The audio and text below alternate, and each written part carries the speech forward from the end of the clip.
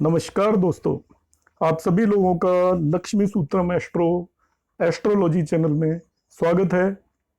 इन GeM stone series आज हम बात करने वाले हैं गुरुदेव के रत्न या जुपिटर के स्टोन येलो सफायर या पुखराज की। तो जिन भी लोगों को जुपिटर से रिलेटेड स्टोन पहनना है वो स्टोन आपका पुखराज होता है। इसके अल्टरनेटिव स्टोन भी मार्केट में अवेलेबल होते हैं, तो मैं मेनली पुखराज के बारे में ही आज बात करने वाला हूँ। जुपिटर एक बहुत ही इंपॉर्टेंट प्लैनेट है। इसको नेचुरल बेनिफिक या शुभ ग्रह माना जाता है, और जुपिटर किसी नेटिव की लग्न में बैठा हो तो वो उसकी किस्मत को चमका देता है। तो यदि किसी का जुपिटर अच्छा है तो वो कौन कौन से उसे फल देगा, या बुरा है तो उसको कौन कौन से फल मिलने में डिफिकल्टी आएगी। जुपिटर आपकी फाइनेंशियल कंडीशन को डिसाइड करता है। बेटर मैरिड लाइफ के लिए भी जुपिटर जरूरी है कि आपकी मैरिड लाइफ कितनी अच्छी होगी, आपकी ओवरऑल वेल्थ कैसी होगी। फाइनेंशियल कंडीशन एक चीज होती है और वेल्थ, प्रॉपर्टी, व्हीकल सब कुछ है या नहीं आपके पास। ये फीमेल के लिए मैरिज का कारक भी है, मतलब मैरिज का कारण जुपिटर ही लेडीज की मैरिज कराता है।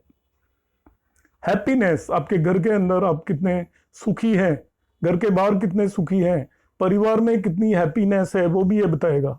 नेम एंड फेम, आपको कितने लोग जानते हैं, चारों तरफ आपका कितना फेम है। फेम होता है आपको अच्छे वे में लोग जानते हो। फिर ये डिजीज को रिप्रेजेंट करता है, डायबिटीज को और हेल्थ प्रॉब्लम्स को भी जुपिटर रिप्रेजेंट करता है। प्रोजेनी मीन्स संतान, आपको पुत्र प्राप्ति होगी, कब होगी। पुत्र एक सिग्निफिकेशन है, संतान को ही यहाँ पर पुत्र बोल रहे हैं। पुत्र और पुत्री एक ही बात है। ज्योतिष कभी भी पुत्र और पुत्री में डिफ्रेंशिएट नहीं करता, इसलिए कहीं पर भी हम पुत्र बोलते हैं तो उसे संतान ही मानकर चलें। एस्ट्रोलॉजी, जो लोग एस्ट्रोलॉजर्स होते हैं, दूसरों के भाग्य के बारे में बताते हैं, तो वो कैसे एस्ट्रोलॉजर होंगे वो भी जुपिटर डिसाइड करेगा। एक्सपेंशन, आप कहीं पे भी किसी भी तरीके का एक्सपेंशन करना चाहते हैं, आपका कोई बिजनेस है वो कितना एक्सपेंड होगा, बढ़ेगा, आपके पास लैंड है तो वो कितना एक्सपेंड होगी, वो सभी आपका जुपिटर ही उनका सिग्निफिकेटर होता है या कारक ग्रह होता है। अब जुपिटर यदि हमारा कमजोर हो गया तो इन सभी चीजों में हमें डिफिकल्टी आएगी, और जुपिटर यदि हमारा स्ट्रॉन्ग है तो ये सारी चीजें वो हमें आसानी से देगा। इसलिए जुपिटर का स्ट्रॉन्ग होना बहुत ज्यादा जरूरी है। यदि मेरे से पूछा जाए तो आपके सभी प्लैनेट में जुपिटर ही सबसे ज्यादा इंपॉर्टेंट प्लैनेट होता है। किसी की भी किस्मत का कायाकल्प करने में जुपिटर का बहुत बड़ा रोल होता है। एस्ट्रोलॉजी के हर एक फील्ड में इसका कोई न कोई इंटरफेयर है। किसको ये स्टोन पहनना चाहिए, सबसे इंपॉर्टेंट क्वेश्चन अराइज होता है। आप किसी भी ज्योतिषी के पास जाते हैं या आप ज्योतिषी हैं, किसी भी नेटिव को बताएंगे तो इन जनरल कोई भी किसी भी तरीके से स्टोन बता देता है कि ये पहन लीजिए। आप खुद चेक कर सकते हैं कि आपकी लग्न मतलब फर्स्ट हाउस, तो फर्स्ट हाउस जो आपके चार्ट में सबसे ऊपर होता है उसे फर्स्ट हाउस बोलते हैं। मैं बता देता हूं, यहाँ पर लग्न यहाँ पर होती है, ये जो हाउस है दिस इज कॉल्ड लग्न। तो आप अपने चार्ट में देख लें, यहाँ पर इस जगह पर यदि आपके पास 1, 4, 5, 8, 9 और 12 साइन हो, 1 लिखा हो, 4 लिखा हो, 5 लिखा हो, 8, 9 या 12 साइन हो, और जो साइन जानते हैं उन्हें मालूम ही होगा मैं किन के बारे में बात कर रहा हूं, वो इस स्टोन को पहन सकते हैं। इन साइन के अलावा आपको जुपिटर का प्लेसमेंट भी देखना है।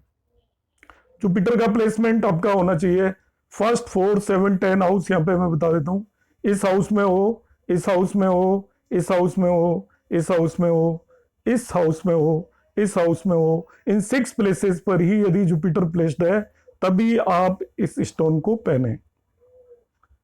फर्दर, जुपिटर यदि कंबस्टेड है, हम स्टोन को किस लिए पहनते हैं कि वो हमारे जुपिटर को स्ट्रॉन्ग करे। तो स्ट्रॉन्ग किस चीज को किया जाता है, जो वीक हो। यदि ऑलरेडी स्ट्रॉन्ग है उसे स्ट्रॉन्ग करने की जरूरत नहीं होती। तो जुपिटर यदि कंबस्टेड हो, जुपिटर कंबस्टेड कब होता है, जब वो सन के साथ एक ही हाउस में प्लेस्ड हो और वो नियर अबाउट 10 डिग्रीज हो।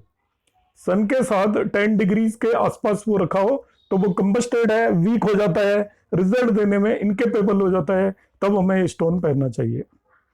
क्या जुपिटर डिग्री वाइज वीक हो? Degree wise weak generally 0 to 2 degree और कहीं कहीं पे 4 डिग्री तक हम मानते हैं, पर 0 to 2 degree in general weak माना जाता है, और वो 28 से 30 डिग्री तक है तभी भी वीक होगा, तब आप इसे पहन सकते हैं या धारण कर सकते हैं। अब किस नेटिव को नहीं पहनना चाहिए? नहीं पहनना भी उतना ही इंपॉर्टेंट होता है।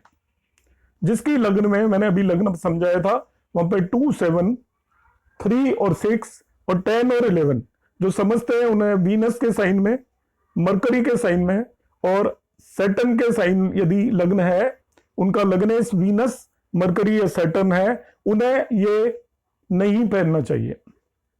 और जुपिटर यदि 6, 8 और 12 हाउस के अंदर प्लेस्ड हो, this is 6th house, this is 8th house, this is 12th house, यहां पर कहीं भी जुपिटर प्लेस्ड है तभी भी आपको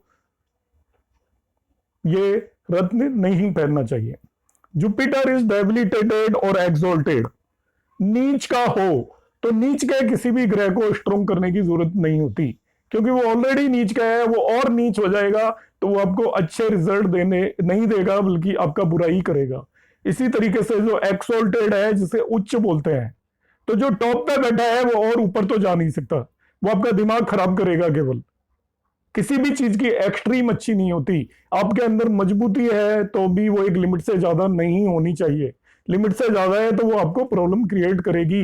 इसलिए एक्सोल्टेड प्लैनेट का भी आपको कभी भी कोई भी रत्न या जेम स्टोन नहीं पहनना चाहिए।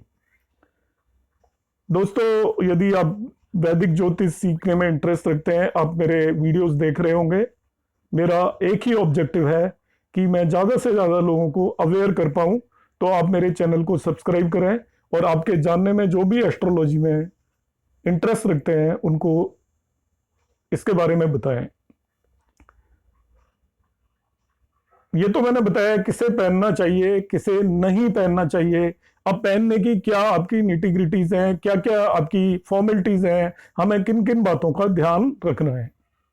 आप स्टोन लेने चले गए, आपने स्टोन ले लिया, वो मैं आगे यहीं इसी वीडियो में बताऊंगा कि उसकी प्योरिटी किस तरीके से देखते हैं। तब हम ज्वेलर के पास जाएंगे और उसकी एक रिंग बनवाएंगे, तो हमें येलो सफायर के लिए गोल्ड मेटल का यूज करना है। पीतल भी यूज कर सकते हैं, मगर पीतल आप अफोर्ड नहीं कर पा रहे हैं तभी यूज करिए, नहीं तो आप गोल्ड मेटल करिए, तो इसे ऐसे ऑर्नामेंट भी आप पहनेंगे तो देखने में भी सुंदर लगेगा। इसको मेल के केस में राइट हैंड की इंडेक्स फिंगर में पहनना है। इंडेक्स फिंगर होती है नेक्स्ट टू थंब, आपके अंगूठे के अगली वाली जो फिंगर होती है उसे इंडेक्स फिंगर बोलते हैं, और फीमेल नेटिव इसको लेफ्ट हैंड में पहन सकती है।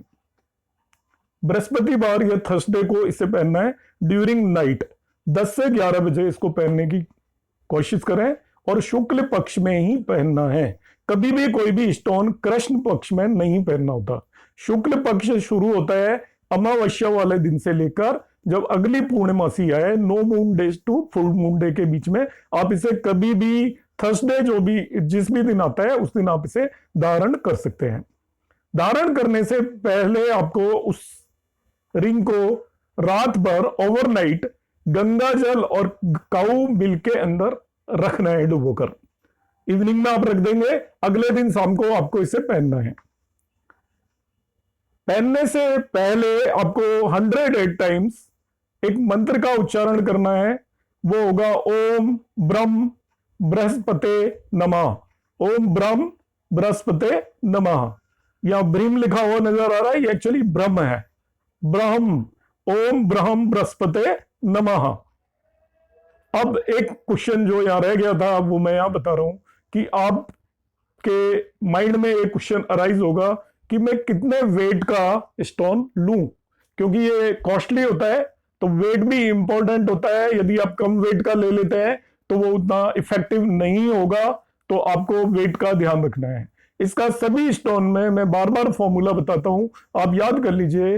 नेटिव का जो भी वेट है जिसने पहनना है उसका वेट देखिए, उसको 10 से डिवाइड कर दीजिए और उसमें 1.25 रति ऐड कर दीजिए। जैसे नेटिव का सपोज वेट 70 kg है, तो 10 से डिवाइड किया तो 7 बचा, उसमें 1.25 ऐड कर देंगे तो 8.25 रति का स्टोन आपको पहनना है। नेक्स्ट क्वेश्चन अराइज होता है कि इसकी प्योरिटी किस तरीके से देखेंगे।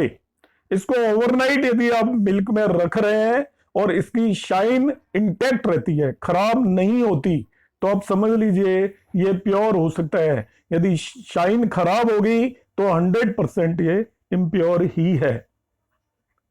वन मोर थिंग कि आप जब येलो सफायर या पुखराज पहन रहे हैं तो उसके साथ कौन कौन से और स्टोन पहने जा सकते हैं। आप कोरल पहन सकते हैं जिसे मूंगा बोलते हैं, पर्ल मोती पहन सकते हैं, आप रूबी भी आप पहन सकते हैं जिसे माणिक बोलते हैं। इसके अलावा कभी भी गलती से भी आपका ब्लू सफायर है, नीलम नहीं पहनना है, और इसी तरीके से एमराल्ड भी नहीं पहनना है, पन्ना, और डायमंड भी आपको नहीं पहनना है जो कि वीनस का स्टोन है। तो इन सभी बातों का ध्यान रखें, और आपको इससे रिलेटेड यदि कोई भी डाउट आता है आपके माइंड के अंदर तो कमेंट बॉक्स में आप कमेंट डालें, मैं आपको 100% इमीडिएटली रिप्लाई दूंगा। आप सभी दोस्तों का बहुत बहुत धन्यवाद।